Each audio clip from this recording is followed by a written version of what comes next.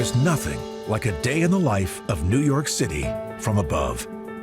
When you soar across towers that boggle the mind, discover the surprising ways that New Yorkers live, work, and play. And find out what it really takes to keep a mega city like this one running 24/7. All across New York City, people do the unimaginable every day. They blast through bedrock, 15 stories underground, commute high into the sky, and risk their lives dangling from the very top of one of America's highest spires.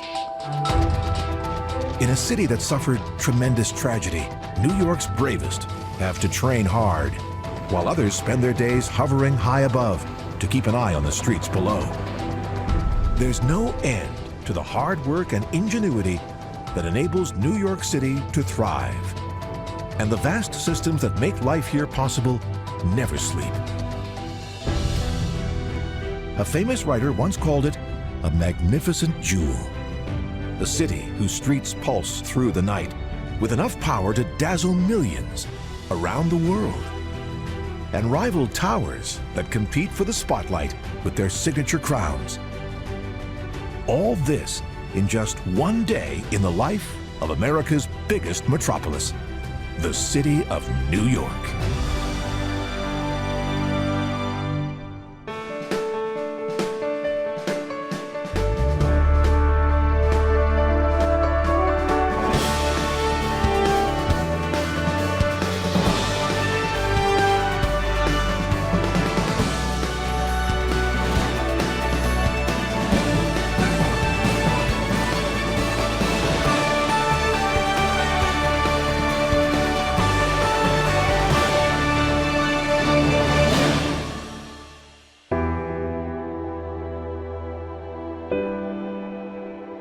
It's 5:30 a.m., and some of New York City's earliest commuters are already on the move, making their way across New York Harbor on the Staten Island Ferry. There's a magical spirit to the start of each day in this city, when the waters that surround it are still calm, and the great potential of life here towers on the horizon. For many on board this ferry, their morning ride is like the quiet before a storm.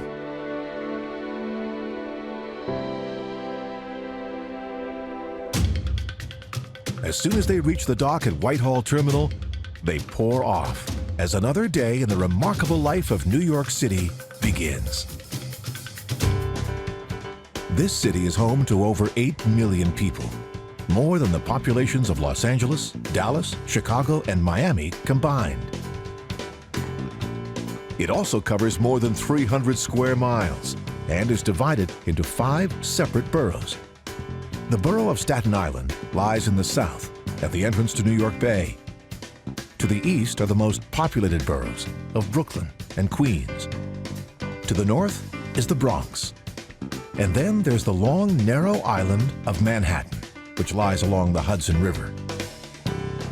With 1.5 million permanent residents, Manhattan is not New York City's most crowded borough.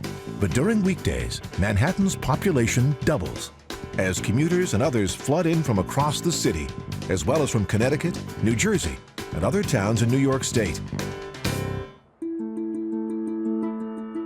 One of these workers is crane operator John Schaffner. Every day at 6:30 a.m. near One World Trade Center, John starts his more than 10-story climb up to the top of one of the highest construction cranes in America. He does it without a harness or safety rope, more than 60 floors above the street. John's crane is one of 2, perched on top of 3 World Trade Center, an 80-story skyscraper that's the last of the major towers to rise above ground zero, 15 years after 9/11. Both of the cranes on this building are operated by skilled members of Operating Engineers Local 14. 80 feet above John, fellow engineer Dave Brown is heading up an even higher crane. Once he gets to the top, he'll spend the day at about the same height as the observation deck on the Empire State Building.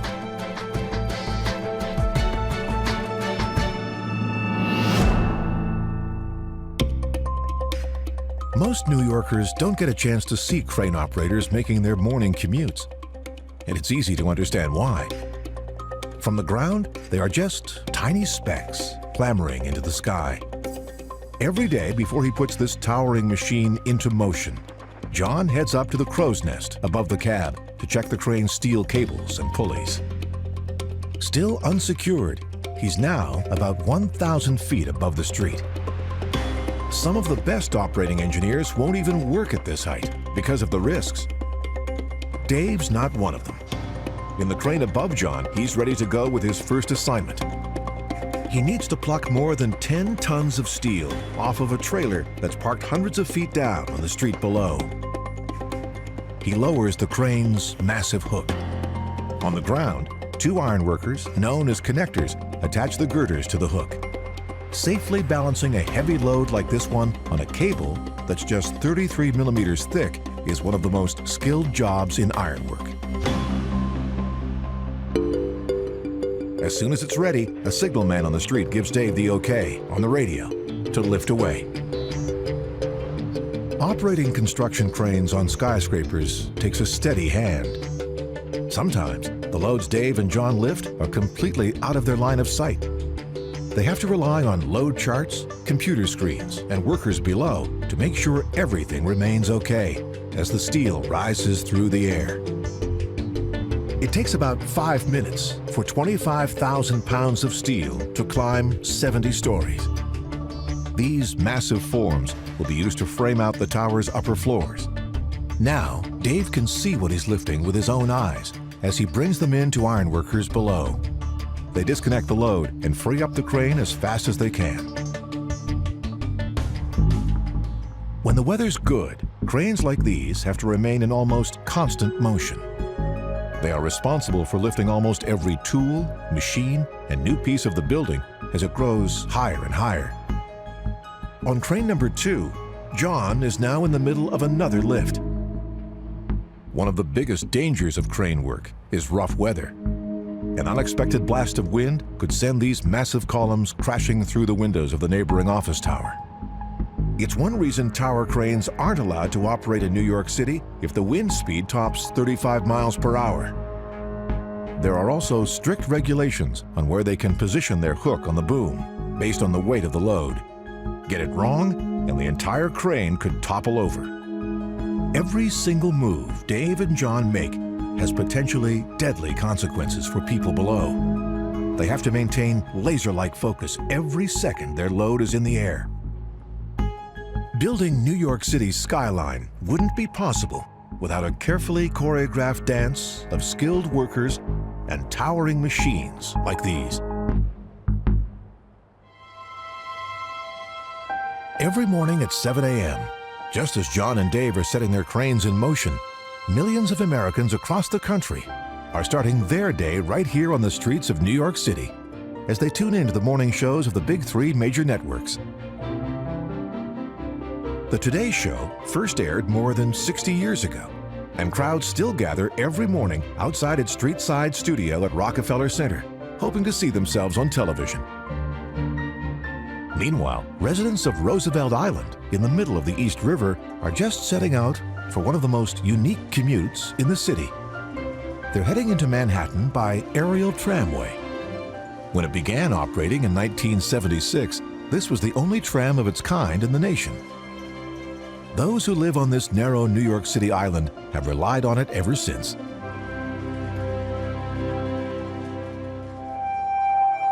In New York City, some people start their day up high.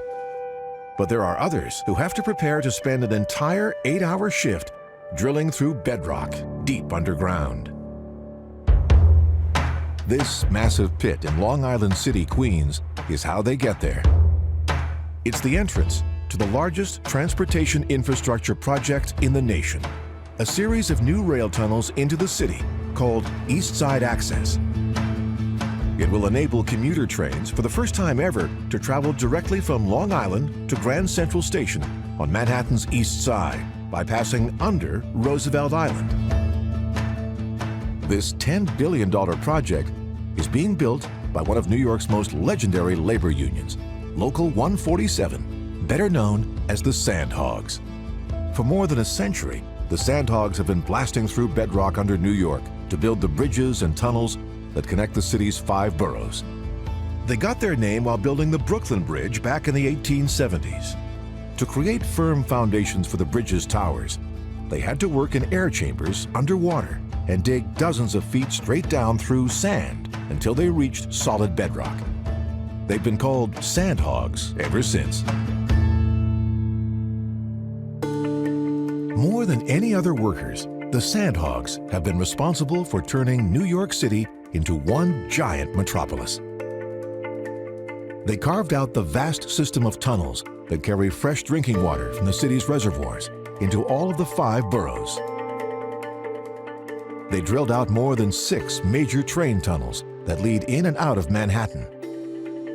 They've built most of New York City's underground subway lines. And they've dug out the largest of the sewer and storm water tunnels that keep New York clean. But the East Side Access Rail project that starts here in Long Island City, Queens, is their biggest yet. The Sandhogs are a tight-knit family. Over the years, dozens of their members have died or been injured in tunnel collapses, explosions, and crane accidents. But the risks have never stopped them. Every weekday morning at 7 a.m., rain or shine, they head right back underground. The Sandhog slogan is, "The men who make New York work." But things are starting to change. There's already at least one woman member of the Sandhogs Union. Passing commuters or the owners of nearby condominiums might catch a quick glimpse of these tough tunnel builders, but most of the time, the Sandhogs remain out of sight. After they reach the floor of the tunnel, they head inside, where enormous machines called moles have been chewing their way through bedrock for more than 10 years, carving out new rail tunnels side by side. When this project is done, hundreds of thousands of workers from Long Island will spend the last minutes of their commute racing through a state-of-the-art tunnel, more than 13 stories under Manhattan streets.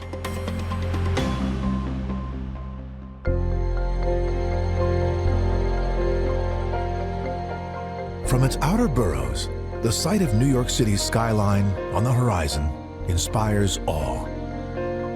With its 2 clusters of office towers, centered around Wall Street and Midtown, New York almost looks like 2 separate cities. There's a good reason Manhattan is not a single wall of skyscrapers. Tall buildings are normally built on top of bedrock for stability. Under Times Square, the bedrock layer is just 18 feet below ground. But further south, this layer of rock, known as Manhattan schist, suddenly plunges to a depth of 260 feet below the streets. That's too far down for developers to reach and build on, which is why buildings in much of Manhattan are not very tall. But New York still has the most skyscrapers of any city in America, and they help make Manhattan the city's most densely populated borough. With so many apartments stacked on top of each other, there are simply more people on average here per square foot than in the other boroughs. And every day, the buildings on New York City's skyline are getting skinnier and taller. When 432 Park Avenue was completed in 2015, it forever changed the New York City skyline. This 96-story tower has a penthouse that recently sold for $95 million. It's just one of many residential skyscrapers that are shooting up just south of Central Park, in an area that's been nicknamed Billionaires Row. The chance to look out over this mind-boggling achievement of engineering and design from high above is part of what lures 10,000 people each day, on average, to the observation deck of the Empire State Building. From up here, it can seem like New York City is just a landscape of endless buildings, maybe because there are close to 1 million of them in the 5 boroughs.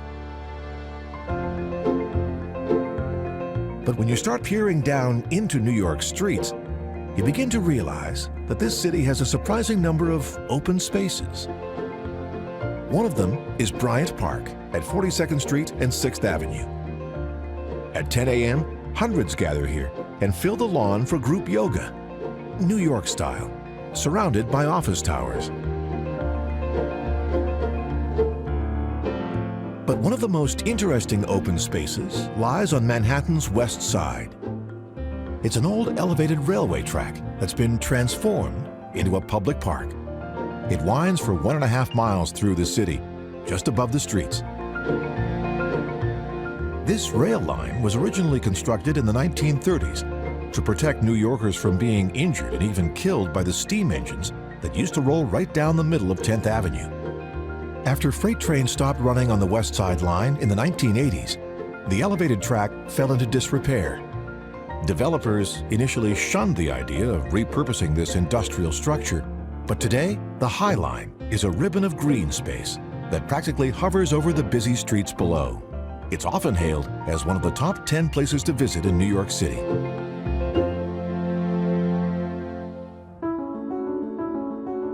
New Yorkers have been repurposing industrial and waterfront land for centuries. But since 2002 alone, the city has added more than 850 acres of new parkland. Here in Brooklyn, along the East River, old docks are being reborn as public space. They're just some of the places that New Yorkers go to escape from their tough daily grinds.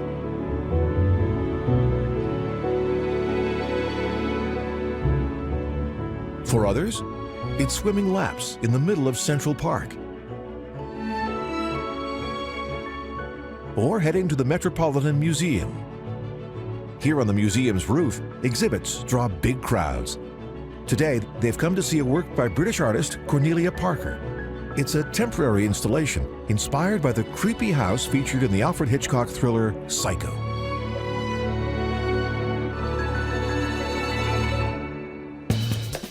But there's probably no place to escape to in New York City that's more colorful than this, the beach and boardwalk of Coney Island in Brooklyn. During the summer, the rides at Coney Island's Luna Park are busy all day long, and the lines at the more than a century-old Nathan's hot dog stand seem to never end. New York City has a staggering 520 miles of shoreline all across the 5 boroughs. 14 of those miles are beaches. Coney Island's may be the most famous, but it's actually one of many. Nearby in the Rockaways, in Queens, is the largest urban beach in the nation. It's the only one in New York City with surfable waves. It's also home to one of the city's last surviving beach clubs, a legendary place called the Silver Gull.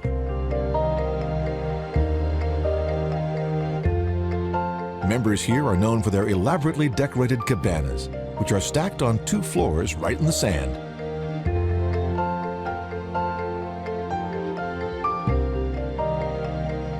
The Silver Gull is a perfect example of how New Yorkers find ways to create tight-knit communities in this city of millions.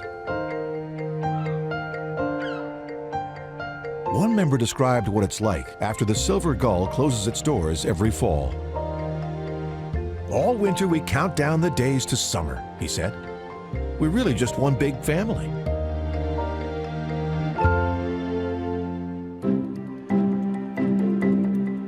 But no matter what the season, New Yorkers forge some of their strongest bonds in an unassuming corner building in Lower Manhattan, not far from City Hall. By 9:30 a.m., newlyweds begin emerging from New York City's Marriage Bureau.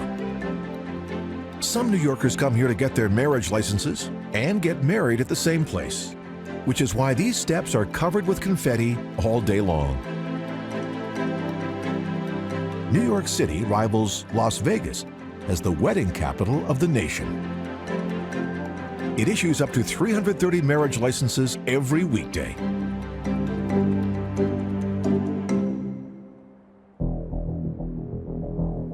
But while some are celebrating their best day ever, across town, teams of special recruits are preparing for the worst possible day imaginable.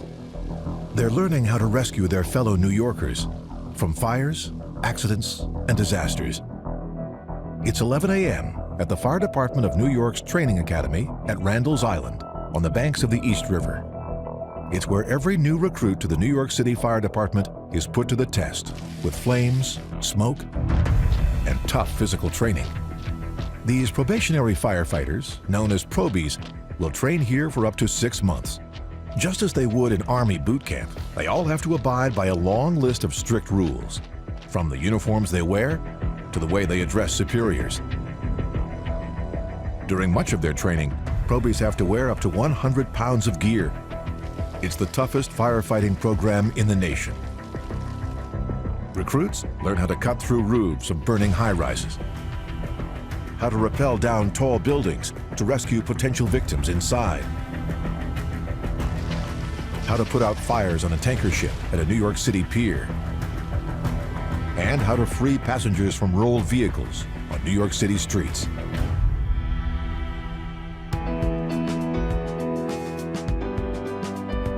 Probies have to be prepared for acts of terrorism, and every one of them knows the risks and how 343 FDNY members lost their lives in the attacks of 9/11. They learn how to triage victims and the proper way to wash down colleagues who've responded to a chemical weapons attack. Every day, new recruits arrive here for training. Not all probies can take it. As many as 10% will drop out before the training is over.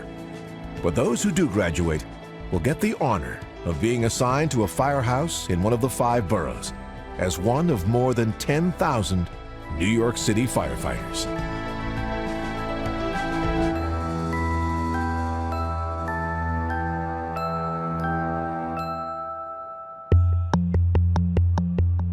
It's 1 p.m. in New York City, and 1,700 feet above the streets of Lower Manhattan, 2 daring workers are hanging on for their lives.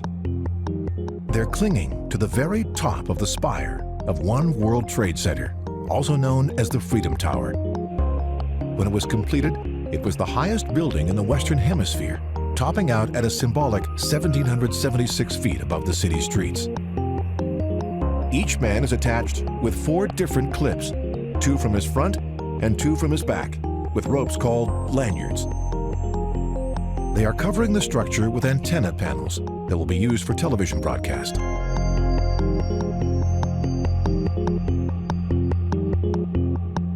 Below, a support team raises new panels as soon as the workers are ready.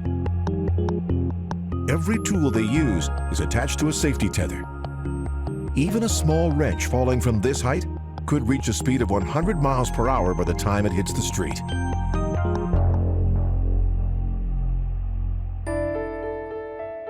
This spire has actually been the source of a controversy that's plagued the Freedom Tower for years.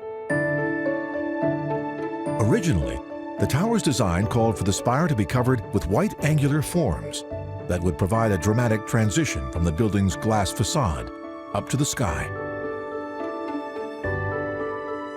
But the owners of One World Trade later decided that the white forms would be too hard to clean and announced they would leave the spire uncovered.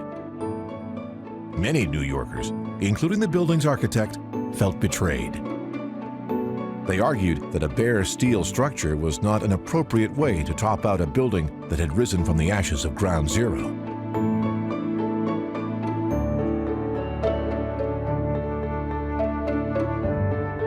The Wall Street Journal mocked the unadorned spire as an upside-down umbrella stand. Another problem was that antennas on tops of buildings are not usually included in their official height, which meant that One World Trade Center would be 408 feet shorter than promised. Luckily, in 2013, the Council on Tall Buildings and Urban Habitat ruled that the spire was an essential piece of the Freedom Tower, and that the building's symbolic height of 1,776 feet was accurate.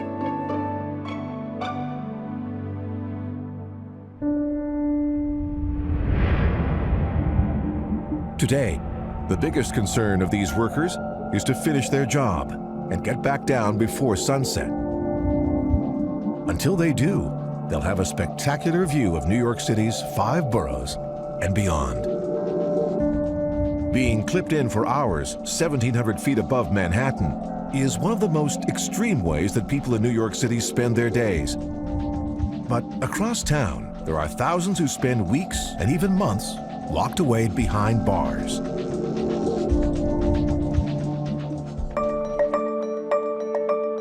When you fly over Hunts Point in the Bronx, you arrive at a towering blue and white steel structure that looks at first just like a normal warehouse. But it's actually a massive barge. This is the Vernon C. Bain Correctional Center, the largest floating prison in the world. In the late 1980s, the Department of Correction commissioned this enormous 5-story facility for more than $160 million. It has 800 beds, a medical clinic, chapel, and even a maximum security wing. The only outdoor space is an exercise pen on the barge's top deck. Once, a prisoner climbed the fence here to try and escape. Guards pelted him with basketballs, but he slipped over the top and dove into the East River below. He didn't get far. A few minutes later, the police plucked him from the water, and he was returned to his cell. The Vernon C. Bain Center was originally commissioned to reduce overcrowding at one of America's most notorious prison facilities, Rikers Island, which lies just across the East River. Rikers is one of the more than 36 islands that lie inside New York City's boundaries. It's like New York's own version of Alcatraz, but almost 20 times bigger. Prison workers built out most of its 400 acres of space with landfill, and there's only one road to get in and out. On any given day, roughly 10,000 prisoners are housed here. Most haven't been convicted of any crime. They're pre-trial detainees, imprisoned at Rikers as they wait for their day in court. There are actually 10 different prisons on Rikers Island for all different kinds of inmates and crimes, and they're notoriously overcrowded. That's why the city has built more than 24 plastic tents with dormitory-style beds. In the prison's hot and crowded cell blocks, many of which lack air conditioning, tensions flare, sometimes triggering full-scale riots.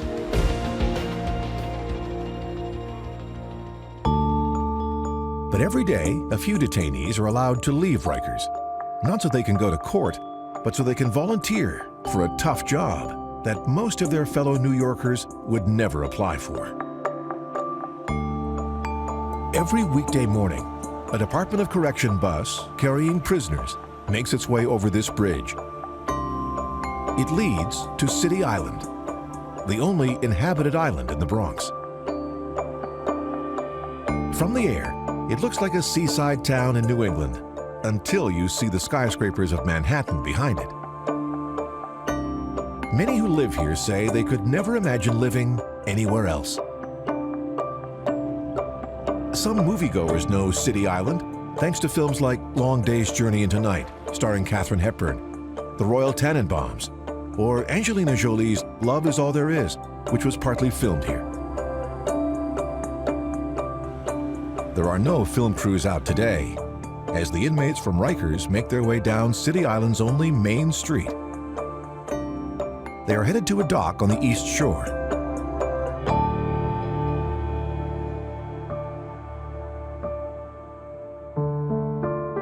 From here, the prisoners, still inside the bus, take a short ferry ride across Long Island Sound to a place called Hart Island. This narrow and now uninhabited piece of land lies just inside New York City's eastern boundary. Hart Island may be small, but it's played a big role in the history of New York. During the Civil War, it served as a POW camp to hold Confederate prisoners, but overcrowding and the spread of disease caused more than 200 Confederate soldiers to die here, in a place that was later described as a concentration camp. In the late 19th century, it was used to house destitute boys, and the ruins of a former hospital from that time are still standing. But in 1868, New York City purchased Hart Island for use as a public cemetery, a role that it still plays today. Those who die in the 5 boroughs and can't be identified, or whose bodies are unclaimed by relatives, are brought here by ferry. Detainees from Rikers volunteer to provide a proper burial for these unclaimed souls. They also bury the dead whose families can't afford space in a cemetery. Under the fields of Hart Island are roughly 1 million graves. Each body is carefully mapped in case families come forward later to identify the dead or wish to have their loved ones disinterred for final burial elsewhere. Prisoners from Rikers get paid just 50 cents an hour for their work. But by the time they head back to their cells, they know they have played an important role in the life of this city by giving dignity to their fellow New Yorkers and those whom others have forgotten.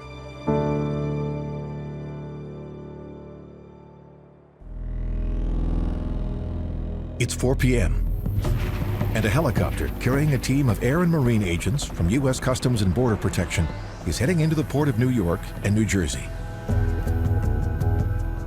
This is just one of the many agencies that monitor New York City every day for potential threats.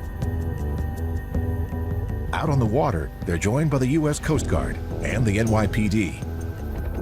And when the president flies into town, the U.S. Marines provide an escort for Marine One and its matching decoy. Today, these agents are monitoring one of the world's largest container ships that has just docked here at Bayonne. Every day, close to 10,000 shipping containers from around the world arrive in New York Harbor. Cartels from South America and Southeast Asia often try to use these steel boxes to smuggle drugs.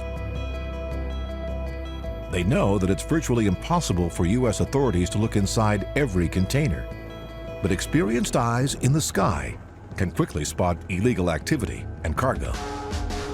An inside job here could put millions of dollars worth of cocaine, heroin, or methamphetamines on a New York City streets within hours of their arrival.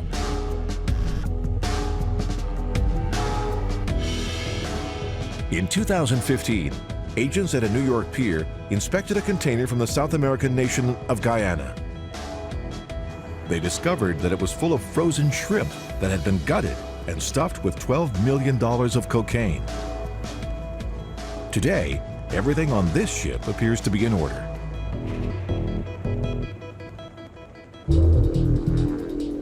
In the skies around New York Harbor and Lower Manhattan, even law enforcement pilots have to be careful. They're surrounded on all sides by other aircraft. More than 40,000 sightseeing helicopter tours lift off from helipads like these at the downtown Manhattan heliport every year. And they make the skies over New York Harbor the busiest piece of airspace in the world. If you were to map the routes of all these helicopter flights over a single day, this is what it would look like. A giant tangled web that starts at the downtown Manhattan heliport and swirls out around the office towers of Wall Street. Some tours head up and back down the Hudson River, while others fan out across New York Harbor, so tourists can catch a glimpse of landmarks like the Statue of Liberty. Most of these tours last less than 20 minutes, which is one reason there are so many flights. Today, a New York Police Department helicopter is on patrol over Lower Manhattan. It's the anniversary of 9/11, and federal agents are also keeping careful watch on Ground Zero. From 104 stories down, this helicopter is just a tiny speck in the sky. But it's packed with technology that can track potential threats on the street and in the air with amazing precision. There's always someone doing a fascinating job somewhere in New York City. Some hover high over Wall Street. Others spend their days guiding hundreds of planes in and out of JFK International Airport from its control tower. And then there are those responsible for very carefully docking the colossal cruise ship, the Queen Mary II, whenever it arrives in Brooklyn. But just imagine spending your entire day up here, on one of the more than 1,000 suspender ropes that hold up the deck of the Verrazano Narrows Bridge. It's the only roadway that links the borough of Staten Island with the rest of New York City. It also happens to be one of the world's engineering marvels. When it was completed in 1964, the Verrazano's 4,260-foot-long span made it the longest suspension bridge in the world. But work on this bridge never stops in order to keep it standing. The Verrazano is under constant assault by seawater. Engineers have to routinely inspect the cables to search for erosion and potential areas of weakness. Today, half the lanes of the Verrazano are closed. Crews have ripped up the road deck so they can replace it with lighter, longer-lasting materials. One of those workers is Kim Maloney. She's a member of Brooklyn Iron Workers Local 361. She's also one of only a handful of unionized women welders in New York City. Kim went to art school before she became a union welder.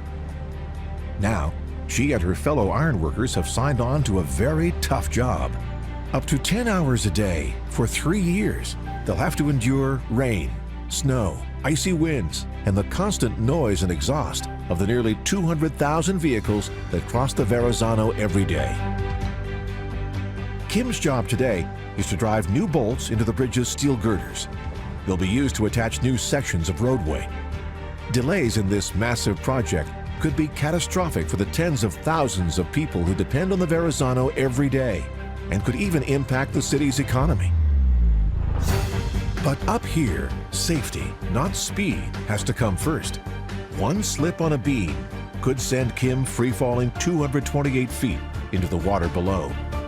Spending 3 years resurfacing the Verrazano will come with a big reward: the pride of knowing that they've rebuilt this New York City icon so it can serve their fellow New Yorkers for generations to come.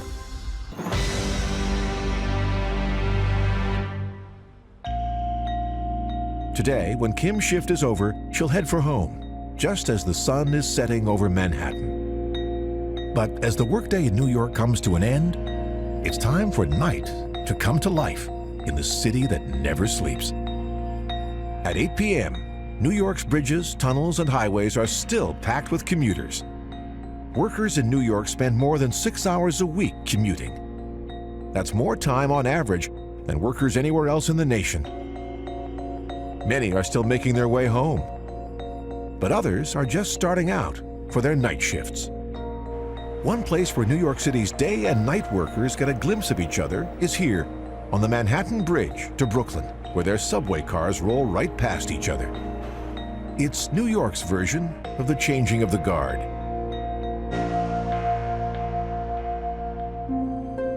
When you start exploring the city's 5 boroughs after dark, it's easy to see how New York got the name, the city that never sleeps.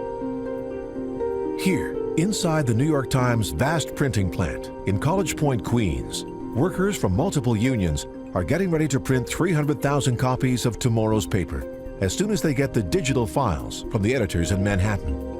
In back, trucks are lining up to race the papers to corner stores moments after they roll off the presses.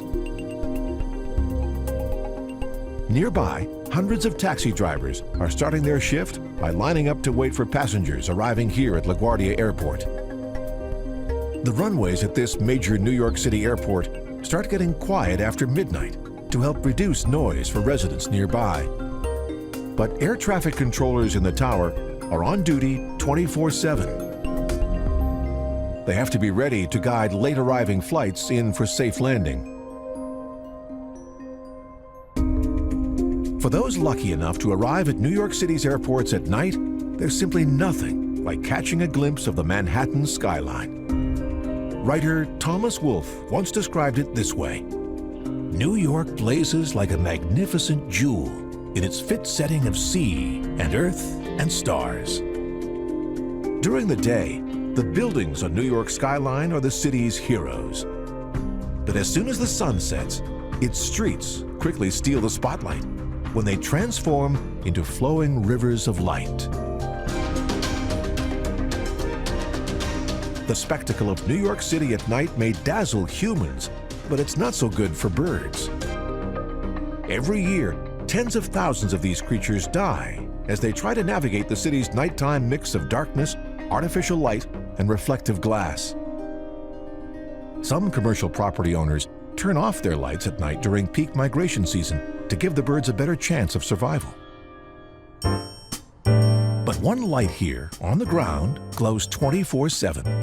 You can't miss it when you fly over the southeastern corner of Central Park and peer down onto Fifth Avenue below. This is the entrance pavilion to one of the most profitable stores in the world. It never closes its doors, which is one reason sales here were nearly $1 million a day in 2009. The story goes that Apple's Steve Jobs came up with the original idea for this cube-shaped pavilion, which turned a once empty plaza into a futuristic and now famous commercial landmark. It's one of the millions of lights that make New York City easily visible from space. Their combined power make New York one of the brightest lit cities in the world. And the most intensely lit area of all lies right in the center of Manhattan.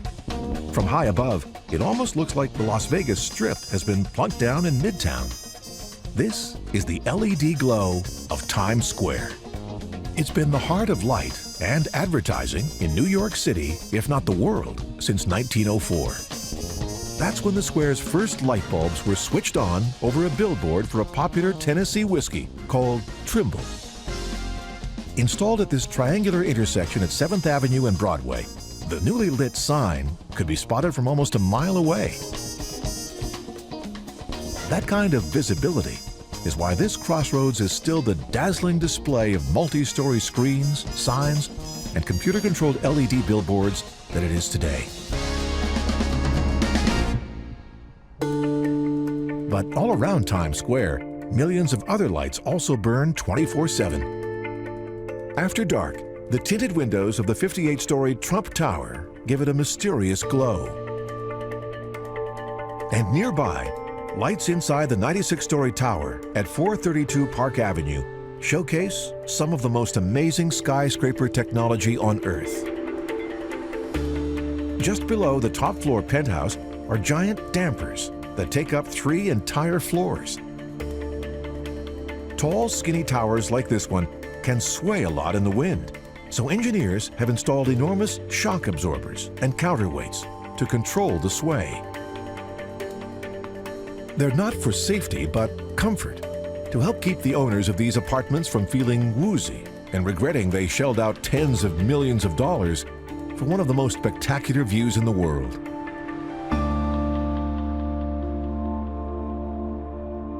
In high-rise office buildings across the city, one reason the lights stay on all night is so that thousands of maintenance and janitorial staff can finish their hard work before sunrise. But there are also a few lights without which it would be hard to imagine a New York City night. They include the 120 triangles that illuminate the signature crown of the Chrysler Building, and the elaborate displays on top of the Empire State Building, which have made it an icon around the world. Out in New York Harbor, the torch of the Statue of Liberty burns bright from dusk till dawn. But there are no lights in New York as meaningful as the 2 squares that lie at the base of the Freedom Tower and mark Ground Zero. They outline the 2 reflecting pools that have been built inside the footprints of the former Twin Towers. These monuments of light and water are part of the National September 11th Memorial. They honor the nearly 3,000 people who were killed in the terrorist attacks of 1993 and 9/11.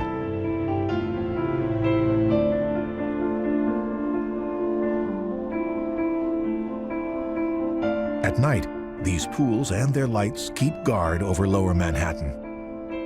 They reassure all New Yorkers and the world that what happened here will never be forgotten.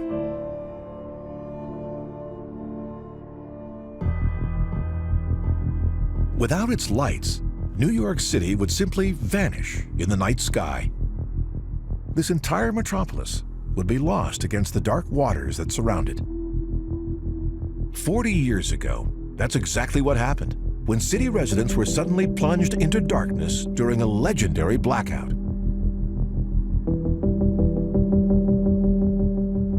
On July 13, 1977, a series of lightning strikes caused a massive power failure that lasted 25 hours. Thousands of people had to be rescued from dark subway tunnels. Arsonists lit hundreds of fires, and mobs looted close to 2,000 stores. At the time, the city's murder rate was a terrifying 6 killings a day, and the famous serial killer, the son of Sam, was on the loose. Many New Yorkers hunkered down inside their homes, too afraid to venture out into the city's pitch-black streets.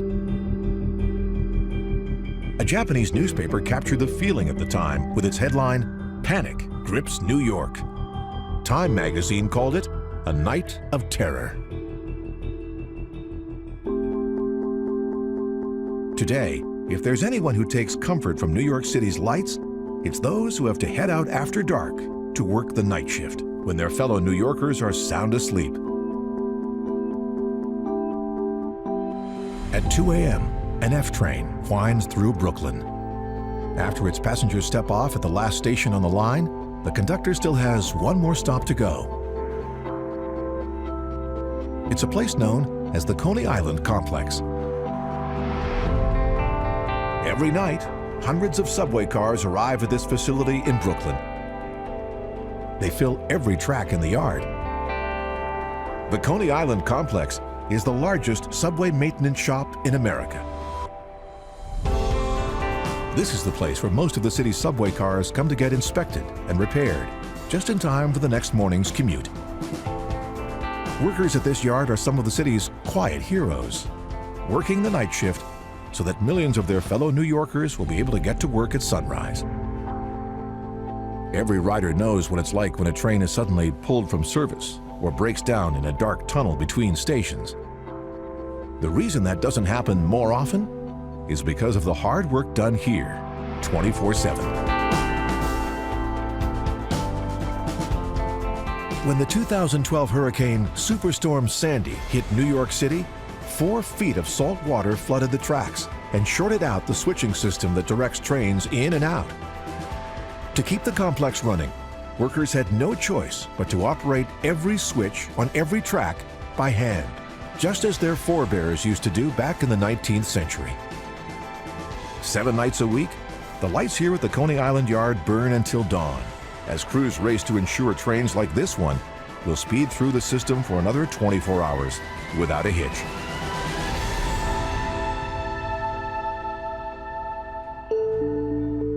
In the dark of a New York City night, there are many operations underway, without which this metropolis could quickly descend into chaos. Clearing the streets of waste is one of them. For most New Yorkers, this transfer station for recyclables here at a dock in Queens is out of sight and out of mind. But just imagine life without it, and the workers who spend their nights helping remove the 12,000 tons of waste that New Yorkers generate every day.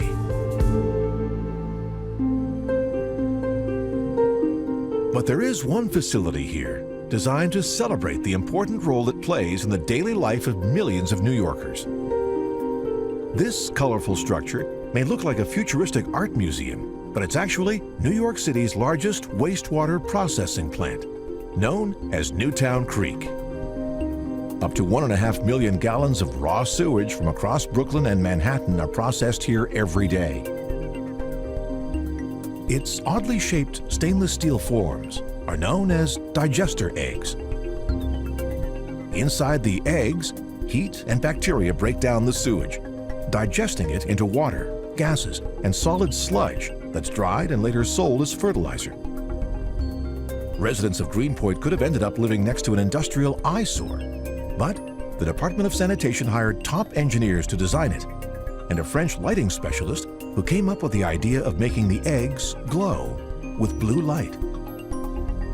Today, Newtown Creek has become a Brooklyn landmark, and what the city proudly calls a perfect combination of engineering and art.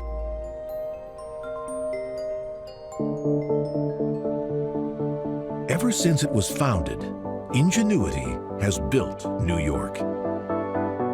And New Yorkers of all kinds have been pitching in remarkable ways to help their city thrive. Whether they're risking their lives high in the sky, training to be ready for whatever comes their way, or heading out to work the night shift to keep America's biggest city moving 24/7. A day in the life of New York City truly is unlike a day anywhere else in the world.